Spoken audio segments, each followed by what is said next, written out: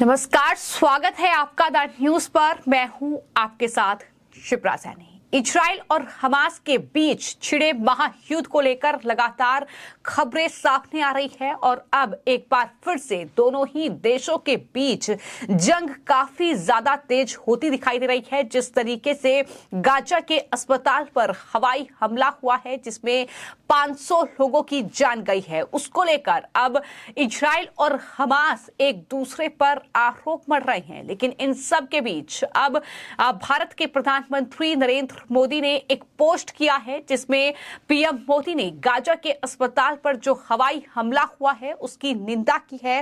लेकिन इसी के साथ उन्होंने ये भी कहा है कि हमले के पीछे कौन जिम्मेदार है ये तय होना चाहिए। ये भी प्रधानमंत्री की ओर से पोस्ट किया गया है। तो जाहिर तौर पर प्रधानमंत्री मोदी ने इजराइल को इस हमले के लिए जिम्मेदार नहीं ठहराया है। अपने पोस्ट में सिर्फ इतना कहा है कि जो भी पीड़ित परिवार हैं उसके प्रति संवेदना है। और पीएम मोदी ने जो पोस्ट किया उसमें यह लिखा कि गाजा के अल हैली अस्पताल में लोगों की दुखद स्थिति से गहरा सदमा लगा है। पीड़ित परिवारों के प्रति हमारी संवेदना है और घायलों के जल्द ही स्वस्थ होने की कामना पीएम मोदी ने की है। इसी के साथ उन्होंने पोस्ट में यह भी लिखा है कि जारी संघर्ष में नागरिकों की हताहत होना गंभीर और एक चिंता का विषय है, लेकिन इसमें शामिल लोगों को जिम्मेदार ठहराया जाना चाहिए। ये पीएम मोदी ने लिखा है। जाहिर तौर पर जो गाजा के अस्पताल पर हवाई हमला हुआ है उसमें करीब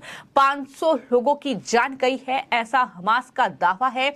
और हमास इस हमले के लिए इजराइल को जिम्मेदार ठहरा रहा है। लेकिन वहीं पर इजराइल की ओर से जो पलटवार किया गया है उसमें यह कहा है कि दरअसल हवाई रॉकेट जो था हमास का वही बेकार हुआ और वो गाजा के अस्पताल पर गिरा है जिसकी वजह से कि 500 लोगों की जान गई है। तो इस तरीके से एक बार फिर से ये महायुद्ध जो है काफी ज्यादा तेज होता दिखाई दे रहा है। लेकिन पीएम मोदी का ये पोस्ट अपने आप में बहुत कुछ कहता है कि किस तरीके से जो बेगुनाहों की जान जा रही है उसके पक्ष में भारत बिल्कुल नहीं है, लेकिन आतंकवाद के खिलाफ भारत इजराइल के साथ है क्योंकि हमास एक आतंकवादी संगठन है और ये लड़ाई आतंकवाद के खिलाफ जारी रहेगी। यही वजह है कि अब जो अमेरिका के राष्ट्रपति है जो बाइडेन, जो लगातार इजराइल का समर्थन कर रहे हैं इस युद्ध के बीच, वो अब तेल अवीव पहुंच चुके हैं, यानी इजराइल पहुंच चुके हैं।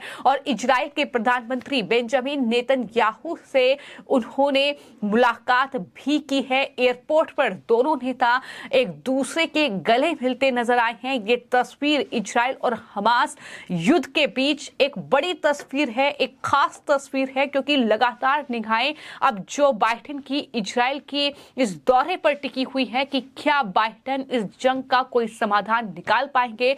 क्योंकि कहीं ना कहीं ये लड़ाई इजराइल और फिलिस्तीन की नहीं है, ये लड़ाई जाहिर तौर पर हमास जैसे आतंकी संगठन के खिलाफ है जो लगातार इजराइल में अपनी बर्बरता फैला रहा था। जिस तरीके से इजराइल में लगातार रॉकेट दागे जा रहे हैं और अब इराक जैसे देश भी हमास के साथ हैं, तो कहीं ना कहीं तमाम जो आतंकवाद समर्थित देश हैं उसका सपोर्ट हमास को मिला है, जिसके बाद हमास लगातार इजराइल के ठिकानों पर रॉकेट दाग रहा है। लेकिन इजराइल के सैनिक भी लगातार जवाबी कार्रवाई कर रहे हैं। लेकिन इन सब के बीच अब गाजा के जो हॉस्पिटल है अहली, उस पर जो हमला हुआ है उसको लेकर कहीं ना कहीं दोनों देशों के बीच एक बार फिर से ये युद्ध काफी ज्यादा तेज होता नजर आ रहा है। हालांकि इसको लेकर जो इजराइल की डिफेंस फोर्स है उसकी तरफ से लगातार स्पष्टीकरण दिया जा रहा है कि किस तरीके से हमास के लोगों की ऑडियो रिकॉर्डिंग जो है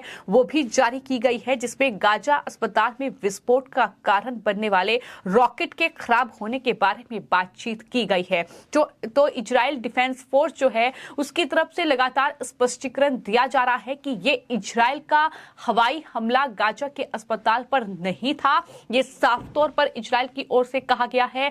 और उनकी तरफ से ये ऑडियो रिकॉर्डिंग जो है वो जारी की गई है, जिसमें गाजा अस्पताल में विस्फोट के लिए जिम्मेदार रॉकेट के बारे में बातचीत जो है वो हमास के लोग कर रहे हैं। तो ये साफ है कि हमास का कोई रॉकेट खराब होकर गाजा के अस्पताल पर गिरा है, जो कि इन तमाम लोगों की मौत की वजह बना है और साथ ही कई लोग जो हैं इसमें घायल भी हुए हैं।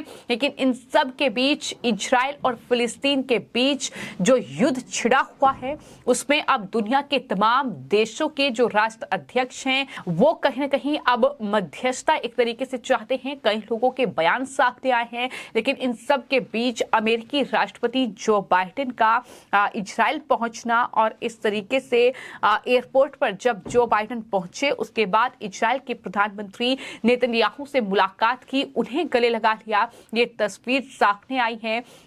सवाल यही है कि क्या कोई जंग का समाधान जो है वो बाइडेन निकाल पाएंगे, क्योंकि ये कहीं ना कहीं बार बार इजराइल के प्रधानमंत्री बेंजामिन नेतन्याहू की ओर से कहा गया है कि हम हमास के एक एक व्यक्ति को खत्म करेंगे। ये साफ तौर पर नेतन्याहू बार बार कह रहे हैं और उनकी तरफ से ये भी कहा गया है कि गाजा अस्पताल पर जो बम फटा है, जो रॉकेट फटा है, वो इस्लामिक जिहाद का रॉकेट है। ये भी बेंजामिन नेतन्याहू की ओर से कहा गया है और साफ तौर पर उन्होंने ये भी कहा है कि जिन लोगों ने हमारे बच्चों की बेरहमी से हत्या की वो अपने बच्चों की भी हत्या कर रहे हैं। और इस्लामिक जिहाद की एक मिसाइल ने गाजा के एक अस्पताल में कई जो फिलिस्तीन के लोग थे उन्हें मार डाला। ये एक ऐसी जगह है जहां जीवन बचाया जाना चाहिए। ये इजराइल के प्रधानमंत्री नेतन्याहू का एक बड़ा बयान सामने आया है। गाजा के अस्पताल